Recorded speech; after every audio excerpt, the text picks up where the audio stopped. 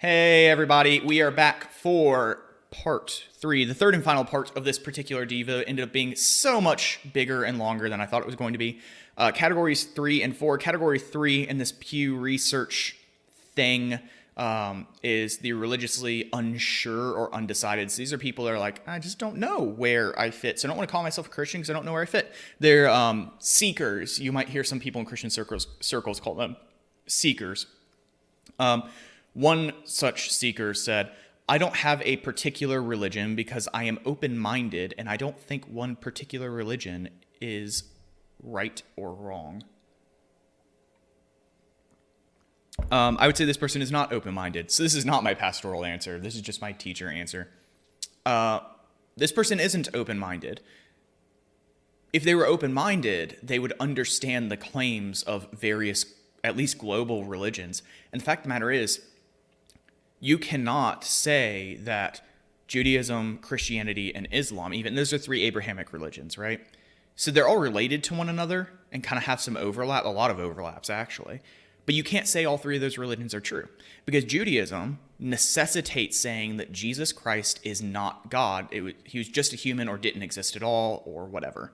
He was a heretic or maybe he was a rabbi or maybe, there's various ways you can go about that as a Jewish person. But you cannot believe that Jesus is God and be an Orthodox Jew. You could be a Messianic Jew, but Messianic Jews are a type of Christian. So that's a different issue. But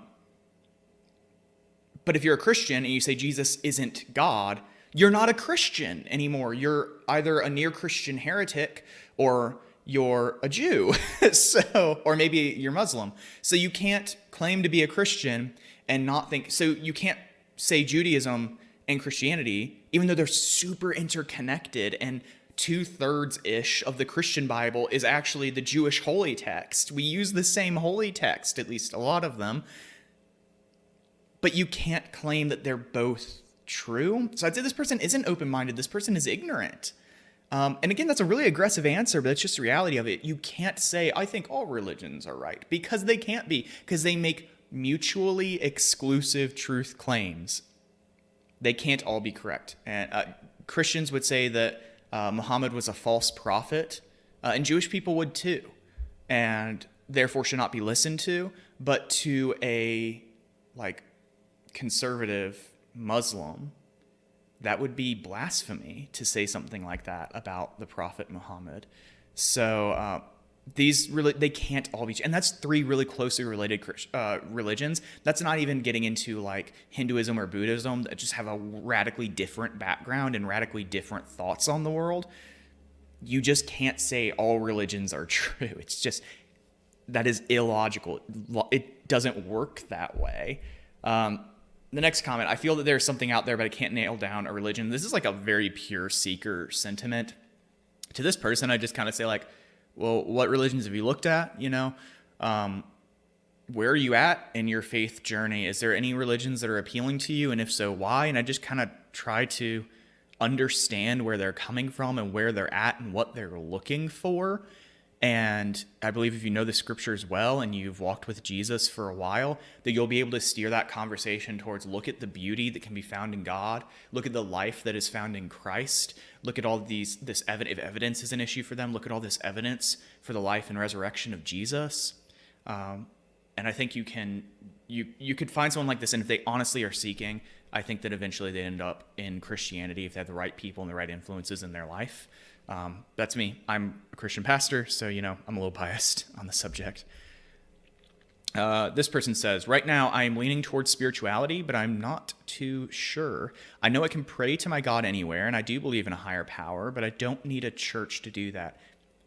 I would again point to Hebrews 10, like I did in the last video. Let us hold unswervingly to the hope we professed, and he who promised is faithful. Let us consider how we may spur one another on towards love and good deeds, not giving up meeting together as some are in the habit of doing, but encouraging one another all the more as you see the day approaching. And this person seems to be like maybe not. I mean, if they're in the uncertain category, right? So they believe in some sort of God, but maybe it's not like the Christian God. So maybe they wouldn't really care about the Bible because they don't believe the Bible's true. But that advice is like solid regardless, that just you are better with other people, and being with other people will help to spur, like people who share your convictions and your religion and your philosophy and worldview will help to spur you on towards living that worldview out better, especially if they care about you and they're willing to like challenge you when you're doing things wrong. Yeah, so the I don't need a church to do that part, just as a Christian, I just don't agree with. I think just as a thinking person, it's hard to say I don't need other people to live out this part of my life, because you do. Like you do need other people. And if you're really truly searching, you should expose yourself to a lot of teachers and thinkers and communities of different religions and compare them. And I think Christianity, as a Christian, I think Christianity will win that fight, frankly, which is why I'm comfortable saying, like, yeah, go talk to an imam and go talk to a rabbi and go talk to a Christian pastor, or preferably talk to several of each of those categories, and read books about Islam and read books about Buddhism and read books about Christianity and do the whole thing. And I think you'll end up a Christian if you're being honest. So category 4 is inactive believers. So these are people that believe in the religion of their childhood. It's going to be predominantly Christianity, but they just don't practice anymore. So what reasons did they give for why they don't practice the religion they believe in? This person says, I just basically stopped going to church when I went to college and never picked it back up. I was never super religious. Pastorally, I think, try to convince this person to take things seriously again. I'd say something to the effect of like, if God exists, God should be the most important thing in your life. Like if there's a supreme being that created you and loves you and knows you as well as you know yourself or better, like that being is worthy of your devotion.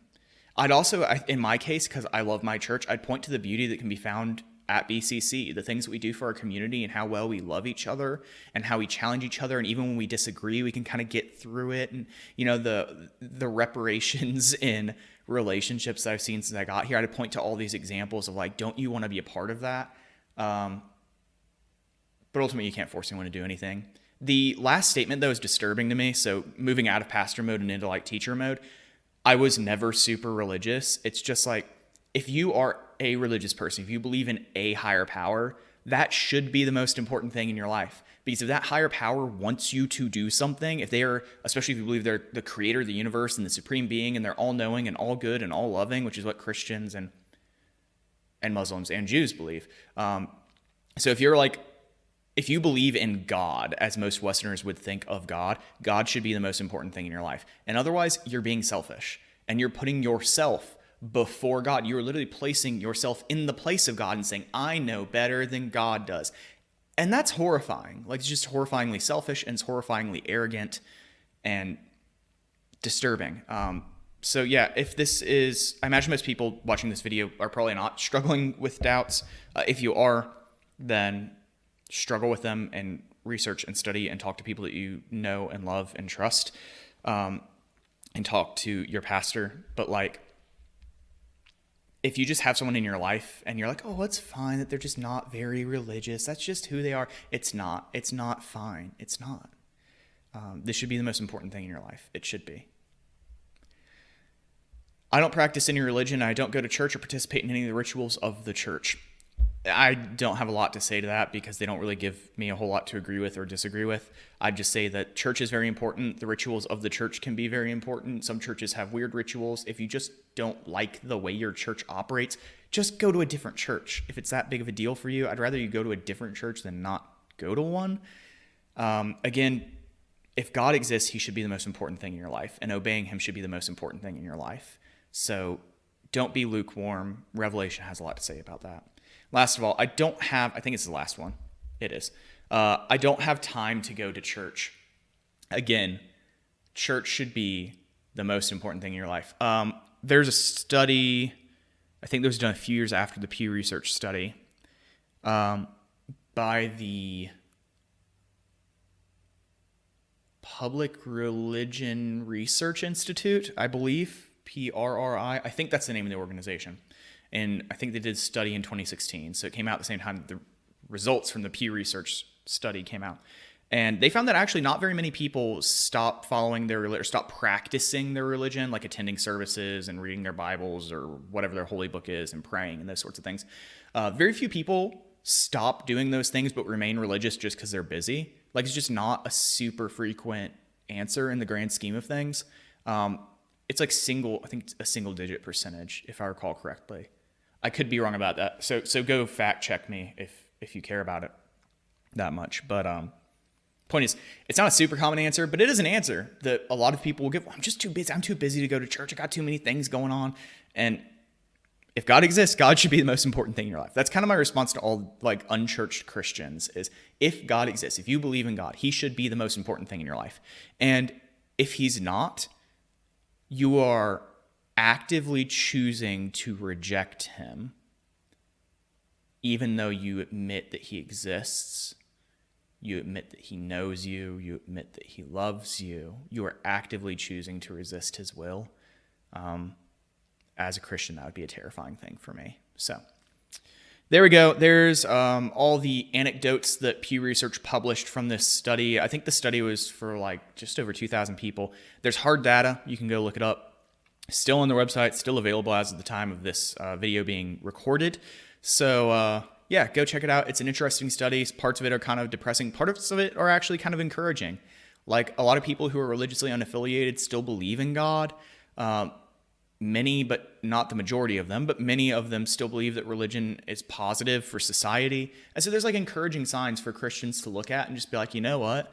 If we just get our act together, maybe we can win some of these people back and bring them back into our communities and love on them and do great things with them on behalf of the kingdom. So as always, we love you guys. We'll see you Sunday, which, if I stick to the publishing date that I'm planning for this video, will be like 2 days from now.